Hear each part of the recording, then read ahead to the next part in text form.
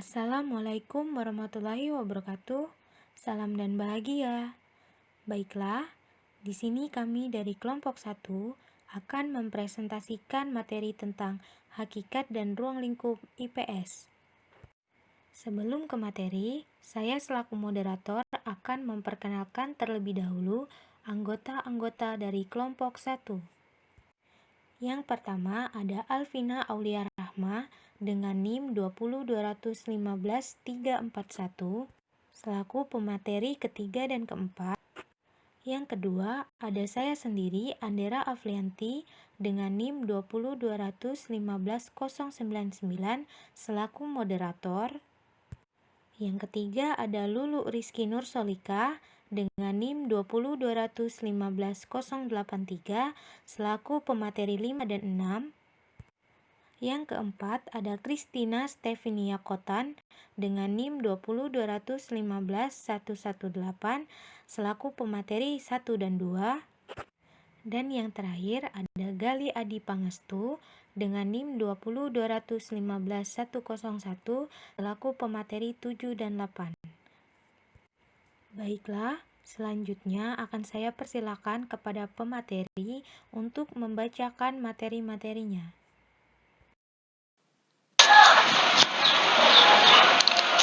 Hakikat IPS. Ilmu pengetahuan sosial dirumuskan atas dasar realitas dan fenomena sosial yang mewujudkan satu pendekatan interdisipliner dari aspek dan cabang ilmu-ilmu sosial. IPS atau studi sosial merupakan bagian dari kurikulum sekolah yang diturunkan dari isi materi cabang-cabang ilmu sosial seperti sosiologi, sejarah, geografi, ekonomi, politik, antropologi, filsafat, dan psikologi sosial. Ilmu pengetahuan sosial atau IPS adalah program pendidikan yang memilih bahan pendidikan dari disiplin ilmu-ilmu sosial dan ilmu pendidikan dan sejarah yang diorganisir dari sajikan secara ilmiah dan psikologis untuk tujuan pendidikan yang berdasarkan Pancasila dan kebudayaan Indonesia. Tujuan IPS. Tujuan pendidikan IPS dikembangkan atas dasar pemikiran bahwa pendidikan IPS merupakan satu disiplin ilmu. Oleh karena itu, pendidikan IPS mengacu pada tujuan pendidikan nasional. Tujuan utama pembelajaran IPS adalah untuk membentuk dan mengembangkan pribadi warga negara yang baik. Dengan demikian, tujuan pendidikan IPS adalah mengembangkan kemampuan peserta didik dalam menguasai ilmu-ilmu sosial untuk mencapai tujuan pendidikan yang lebih tinggi. Tujuan umum pembelajaran IPS di SD. Yang pertama, memperoleh gambaran tentang suatu daerah atau lingkungan sendiri. Yang kedua, memperoleh pengetahuan tentang penduduk Indonesia. Yang ketiga, menumbuh kembangkan kesadaran dan wawasan kebangsaan. Yang keempat, mampu berinteraksi sebagai makhluk sosial yang berbudaya. Nilai-nilai dalam pembelajaran IPS. Yang pertama ada nilai teoritis. Peserta didik dibina dan dikembangkan daya nalarnya ke arah dorongan mengetahui sendiri kenyataan atau sense of reality dan dorongan menggali sendiri di lapangan atau sense of discovery.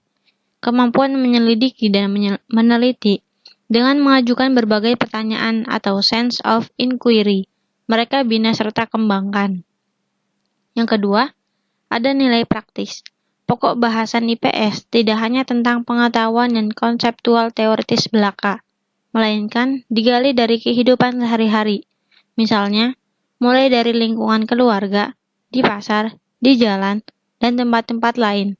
Dalam hal ini, nilai praktis disesuaikan dengan tingkat usia dan kegiatan peserta didik sehari-hari. Pengetahuan praktis tersebut bermanfaat dalam mengikuti berita, mendengarkan radio, membaca cerita, menghadapi permasalahan-permasalahan kehidupan sehari-hari, sampai dengan pengetahuan IPS yang berguna untuk melaksanakan pekerjaan sebagai karyawan, PNS, pejabat daerah, wartawan, dan sebagainya.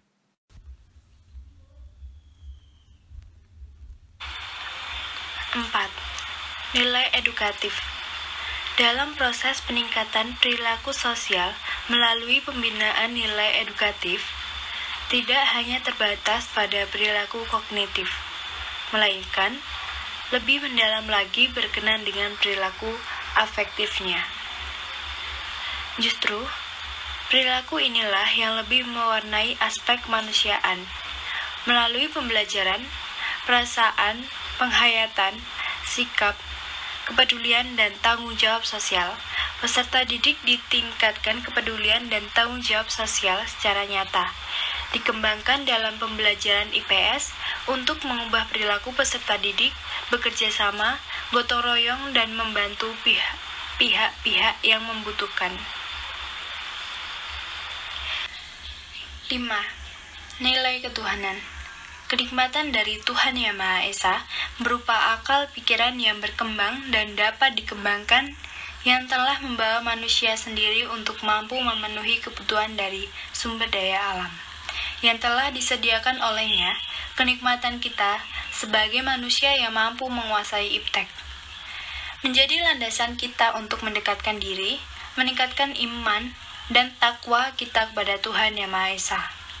Kekaguman kita sebagai manusia kepada segala ciptaannya, baik berupa fenomena fisikal, alamiah maupun fenomena kehidupan, merupakan nilai ketuhanan yang strategis. Sebagai bangsa yang berfalsafah Pancasila, pendidikan IPS dengan ruang lingkup cakupan yang sangat luas menjadi landasan kuat bagi penanaman dan pengembangan nilai ketuhanan yang menjadi kunci kebahagiaan kita, baik lahir dan maupun batin.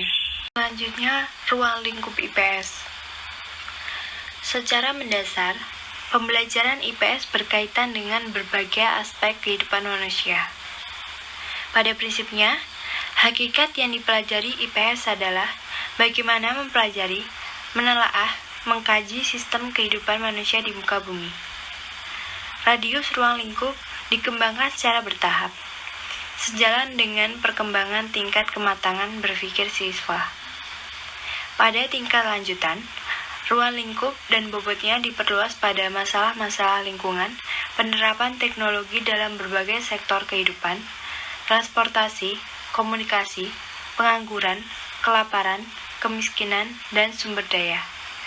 Kesadaran para peserta didik terhadap gejala dan masalah-masalah sosial harus terus dipertajam dan dikembangkan. 4 aspek ruang lingkup pelajaran IPS. 1. Sistem sosial dan budaya meliputi individu, keluarga, dan masyarakat, sosiologi sebagai ilmu dan metode, interaksi sosial, sosialisasi, pranata sosial, struktur sosial, kebudayaan, dan perubahan sosial budaya. 2. Manusia, tempat, dan lingkungan meliputi sistem informasi, geografi, interaksi gejala fisik dan sosial, struktur internal suatu tempat atau wilayah, dan interaksi keuangan serta persepsi lingkungan dan kewilayahan. 3. Perilaku ekonomi dan kesejahteraan meliputi ketergantungan, spesialisasi, pembagian kerja, perkoperasian, dan kewirausahaan, serta pengelolaan keuangan perusahaan.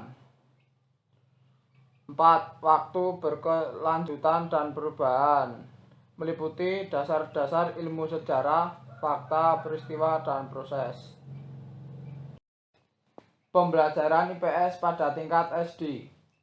Menurut Sumaatmaja 2008-26, pembelajaran IPS tingkat sekolah dasar harusnya melihat pada perkembangan mental psikologis anak yang dapat berkembang dan dikembangkan. Dasar mental psikologis anak ini berkesinambungan dengan kehidupan dan sosial anak yang menjadi pengetahuan sosial.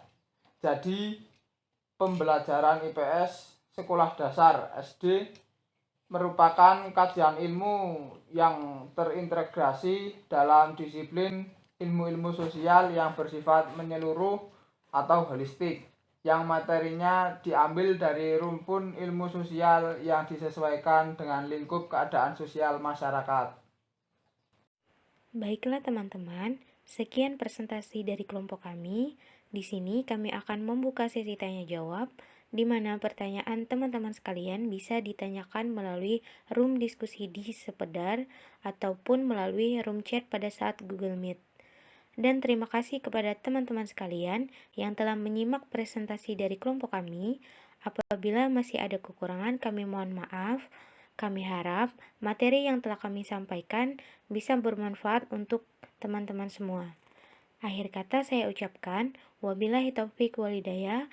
Wassalamualaikum warahmatullahi wabarakatuh. Salam.